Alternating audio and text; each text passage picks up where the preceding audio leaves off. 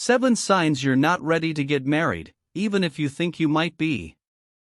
Whether or not you're in a relationship, most of us tend to ask ourselves what the future will bring. Marriage is a big deal, so it requires a lot of meticulous thought after all. A wedding day is supposed to be a once-in-a-lifetime experience.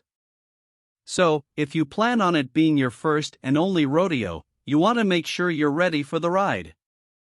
Although a little hesitation prior to such a big commitment is completely normal, it is in your best interest to watch for potential warning signs that you may not be prepared to tie the knot. Here are some signs you are not ready to get married even if you think you might be. If you are new to this channel, please subscribe and give it a thumbs up for more educative contents. Let's get to it. 1. You're not willing to compromise. Any happy, successful relationship, romantic or not, requires compromise. Yes, it's okay to be a little selfish, meaning you should make yourself and your physical, mental, and social health a priority, but if you find it difficult to care about the health and happiness of your partner even a little bit, you have a problem. Typically, commitment phobics are inflexible and loathe compromises. Relationships revolve around them. I've been with my fiancée for 6 years, and we both agree that compromise has been the anchor that has kept our relationship grounded. It's something we made a promise to embrace from the beginning, and I remind myself of it every day. It keeps us humble and understanding of each other, so it's really important. Remember, compromise doesn't have to be the ultimate sacrifice, it just shows that you care about the wishes and desires of your partner as much as you care about your own. 2. You have trust issues. Some people's trust issues stem from past experiences or insecurities, and that's okay. But you have to be transparent about them with your partner to keep them from ruining your relationship. No one likes feeling like they're not trusted, especially when they haven't done anything to warrant it. Often, an unwarranted breach of trust deals with pre-existing issues, like family or childhood trauma. Trust is significant because it's one of the core issues we deal with. If your trust issues are rooted in an unresolved issue between you and your partner, that's where the situation gets extra sticky. They will only bring resentment and bitterness in the future, so it's best to confront them and work through them before walking down the aisle. 3. You are not done exploring. Obviously, this piece only applies to those who are interested in monogamous relationships.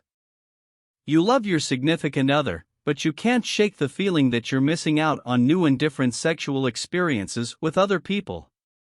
There's no shame in having those feelings, but if you're experiencing them, you may not be ready to say, "I do." If you think your partner may share these feelings, it may be worth having a conversation about to see if an open relationship is right for you. If you are truly interested in an open marriage, you should have been practicing polyamory or swinging long before you headed up the aisle.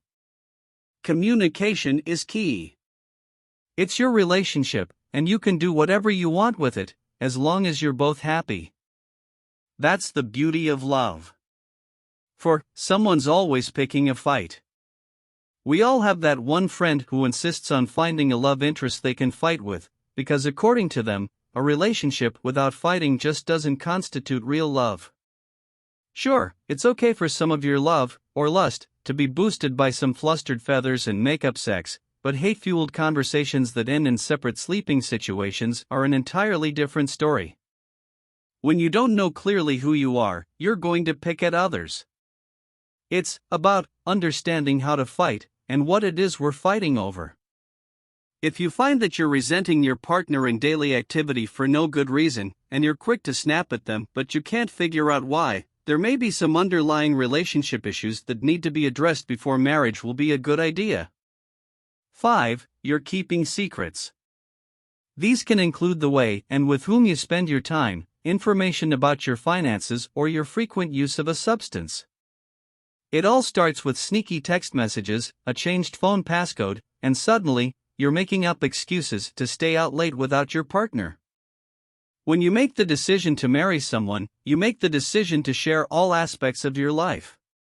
Or at least most people do. Sharing everything, from the silliest to the most intimate things about yourself with your spouse is one of the most special aspects of marriage, so if you're not prepared for that or you feel the need to hide things from your partner for whatever reason, you're missing out on what could be. If you know for sure you prefer your own space, it's worth having the conversation with your partner before making marriage official. 6. You have an unconfronted addiction. You and your partner should both be at peace with whatever struggles you're facing. Addiction is powerful, and although those who struggle with it deserve love just as much as everyone, it requires a lot of attention and work to reconcile, which sometimes makes it harder to be committed to developing a marriage. If you struggle with an addiction of any kind, it's crucial for you to talk about it with your partner. That's the time secrets need to come out, or you're misrepresenting yourself as a person. When you're married to someone, you should know everything you can about that person, the good, the bad, and the ugly.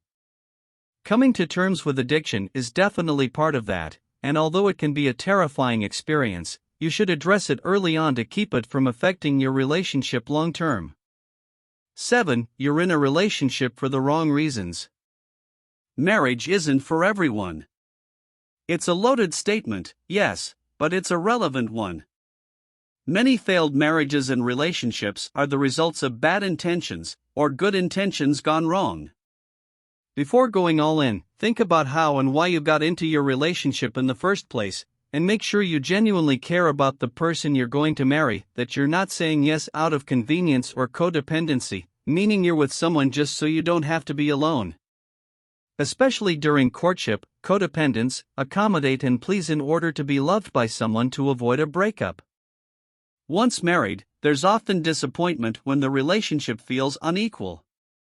I say all of this to also point out that marriage isn't for everyone, and it doesn't have to be for you.